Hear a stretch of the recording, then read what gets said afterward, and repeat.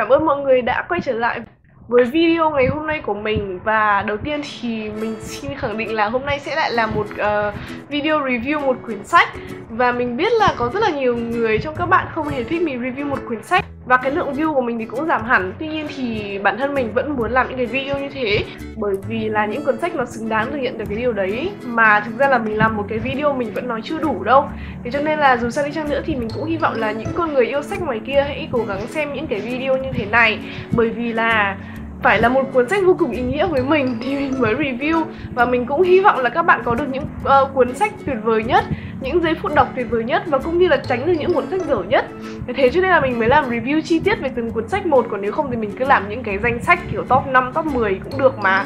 Và nếu như các bạn có một quyển sách nào đấy mà muốn mình review thì làm ơn hãy comment ngay xuống dưới này.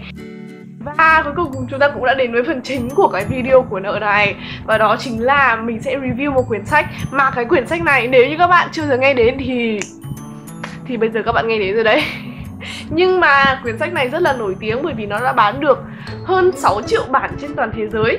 Nó hơi buồn cười một tí bởi vì là mình đang cầm bản tiếng Anh thì nó ghi là 6 triệu, còn bản tiếng Việt mình cầm thì nó lại ghi là hơn 4 triệu. Mình không biết là mình tin vào cái gì nữa, nhưng thôi mình sẽ lấy cái mốc to hơn vậy. Và như các bạn đã nhìn thấy rồi đấy, thì cái thứ mà mình muốn nói hôm nay là chính là ông trăm tuổi trèo qua cửa sổ và biến mất. Mình rất là hào hứng về cái cuốn sách này bởi vì là chẳng có một cái lý do gì để mà không hào hứng về cuốn sách này hết ý. Và một ngày đẹp trời khi mình còn đang học lớp 10 và mình nói chung là hồi đấy mình chưa đọc sách nhiều, thì có một người đã dúi cuốn sách này vào tay mình và kêu mình đọc ngay lập tức. Và wow, cuốn sách này hơn 400 trang ấy, và mình mất mấy ngày để đọc ý. Công nhận là nó dài thật, công nhận là đọc nó mệt thật, nhưng mà cũng công nhận là hay. Thì căn bản cái quyển sách này về cái gì? Về một ông trăm tuổi. Quyển sách này là một cuộc hành trình của một ông già trăm tuổi rồi. Và đến đúng cái hôm mà sinh nhật lần thứ 100 thì ông này đã quyết định rời khỏi viện dưỡng lão. Bởi vì là ông này là một con người rất là thích phiêu lưu các thứ ấy, nên là ông ấy không muốn ở lại ở trong viện dưỡng lão vào đúng cái ngày sinh nhật thứ 100 của mình. Nên ông ấy đã quyết định ra đi. Và trong cái quãng đường mà ông ấy trốn khỏi đây, trốn khỏi cái nhà này, thì ông ấy đã gặp một số những điều khá là hay ho. Đó chính là ông ấy gặp được một chiếc vali. Bên trong vali này là những thứ rất là giá trị. Và ông ấy đã vác chiếc vali này đi rất là nhiều nơi, gặp rất là nhiều người. Trong suốt cái cuộc hành trình đấy thì có rất là nhiều những thứ là vô tình nhưng cũng rất là buồn cười. Đó chính là mạch chuyện chính về cái ông già này. Tuy nhiên thì ở trong quyển sách còn có một cái mạch chuyện phụ, đó chính là mạch chuyện kể về quá khứ của ông già này, khi ông ấy còn từ bé đến lớn và ông ấy đã trải qua cuộc sống của mình một cách kỳ lạ như thế nào. Nói chung là đây cũng là một thiên tài và cũng đã nói chung là làm được rất là nhiều công việc trong cuộc đời của ông ấy. Cái cuốn sách này nếu như các bạn đã từng nhìn thấy nó đâu đấy trên mạng rồi thì có lẽ là các bạn cũng đã biết là mọi người nói là cuốn sách này rất là giống Forrest Gump. Mình chưa đọc Forrest Gump, nói thật là như thế, nhưng mà mình xem rồi. Và tất nhiên là chúng ta đều biết Forrest Gump nói về cái gì. Thì cuốn sách này cũng như thế. Các bạn là ông ấy đã có cả một cuộc đời vô cùng huy hoàng, nhưng mà vấn đề là chả ai tin ông ấy cả. Nói chung là cuộc hành trình của ông già này thì tràn ngập những chuyện khó hiểu, cả những fan phạm tội mà không ngờ tới. Tức là ví dụ như là ông già này đã lấy chiếc vali mà không phải là của ông ý, thì coi như là ông ấy đã phạm tội ăn cắp kiểu đó. Hoàn toàn là ông già này không hề có ý định phạm pháp hay là gì cả. Nhưng mà trên chuyến hành trình của mình ý, thì ông ấy đã gặp phải rất là nhiều điều trớ trêu và nó tạo thành những cái tội danh rất là buồn cười.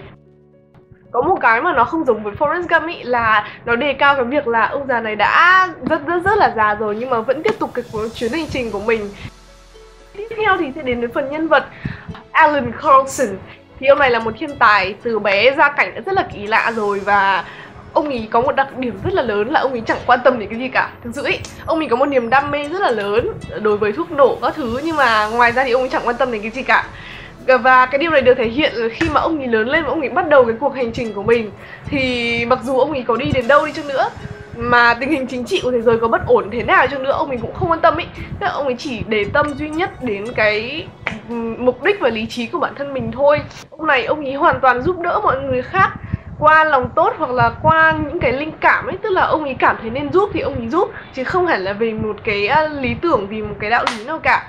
Và thế cho nên nhiều khi có rất là nhiều chuyện buồn cười xảy ra là ông ấy đã giúp những người của hai phe hoàn toàn đối nghịch nhau, nhưng mà bản thân ông ấy thì chả quan tâm ai là phe của ai cả. Ông này là một con người trung lập chính hiệu luôn. Có lẽ là chính vì thế mà cái chặng đường mà ông ấy đi qua ấy, thì mặc dù là gặp rất là nhiều khó khăn nhưng mà ông ấy luôn luôn giải quyết được. Mà ông ấy còn không hẳn là cố gắng ấy, ông ấy giải quyết theo cái cảm tính của mình, chứ ông ấy không phải là dựa vào một cái gì lớn lao như là dựa vào chính trị hay là dựa vào tôn giáo, mà hoàn toàn là chính ông ấy đã tự giải quyết tất cả những cái thứ đấy.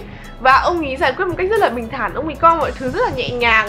Và rõ ràng là khi già đi thì ông ấy cũng không thay đổi tí nào về cái đấy cả. Tiếp theo thì ở dòng kể chính của chúng ta có những nhân vật thuộc băng nhóm Never Again, là một băng nhóm tội phạm, cùng với các nhân vật phụ khác mà đã đi cùng chuyến hành trình với cả ông Carson. Mỗi nhân vật đều có một cái câu chuyện phía sau họ, nhưng mà những cái tâm lý này, những cái hành động này thực ra không được khai thác nhiều lắm. Tuy nhiên thì mình thấy điều đấy là không cần thiết, bởi vì là thực ra câu chuyện này ý, nó không hẳn là xoay quanh những nhân vật, mà là những nhân vật chỉ là một cái phần nho nhỏ để tạo nên một cái cốt truyện, một cái plot thú vị. Với cả là Alan Carson mới quan trọng ấy. Còn mình thấy là những cái nhân vật kia chỉ thêm vào để làm cho câu chuyện thêm thú vị hơn thôi. Thế cho nên là đúng là những nhân vật đấy không có chiều sâu thật, nhưng mà mình đọc mình không thấy có cái vấn đề gì hết. Và mình nghĩ là tất cả các nhân vật, kể cả nhân vật phản diện hay chính diện, thì đều rất là cute và rất là hợp với cái câu chuyện này. Còn về cái dòng kể về quá khứ ý, thì có những nhân vật lịch sử vô cùng nổi tiếng mà chúng ta đều biết. Ví dụ như là Stalin này, Einstein này. Những nhân vật này đã được biến hóa đi một chút và có rất là nhiều câu chuyện đằng sau họ.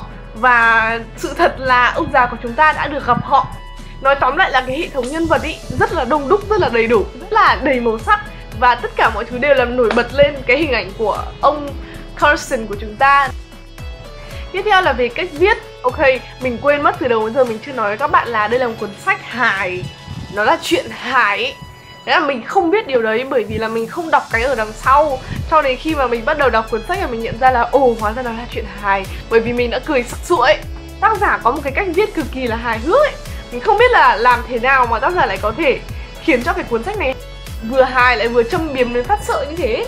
Có những câu văn lại vô cùng đơn giản đến mức buồn cười, và có những câu văn thì lại đầy ẩn ý ở trong nó. Tóm lại là mình thấy kể cả nếu như các bạn không tìm ra được cái ý nghĩa của cái việc đọc cái cuốn sách này ý, thì cũng cứ thử đọc đi ý. Nó có tính giải trí rất là cao ấy, và nó có tính châm biếm cũng cao không kém ấy. Và các bạn đọc xong các bạn sẽ thấy rất là khoái ấy. Bởi vì là rất là hiếm thấy một cái gì mà nó lại châm biếm kinh khủng như thế này. Mình cứ dơ bản tiếng Anh từ nãy giờ thôi, nhưng thực ra là mình mới đọc bản tiếng Việt. Mình đọc bản tiếng Việt 2 lần rồi và mình đang đọc dở bản tiếng Anh. Thì không biết tại sao nhưng mà mình thấy là bản tiếng Việt dịch không tồi đâu ấy. Có những cái mà rất là tục tĩu mà tác giả viết. Thì thực ra là cái bản tiếng Việt này dịch cũng khá là ổn ấy, và rất là mang cái hơi hướng của cái quyển sách tiếng Anh gốc ấy. Nói chung tóm lại là mặc dù cái quyển sách này cực kỳ là dài, nhưng mà mình thấy là nó đáng đọc ý.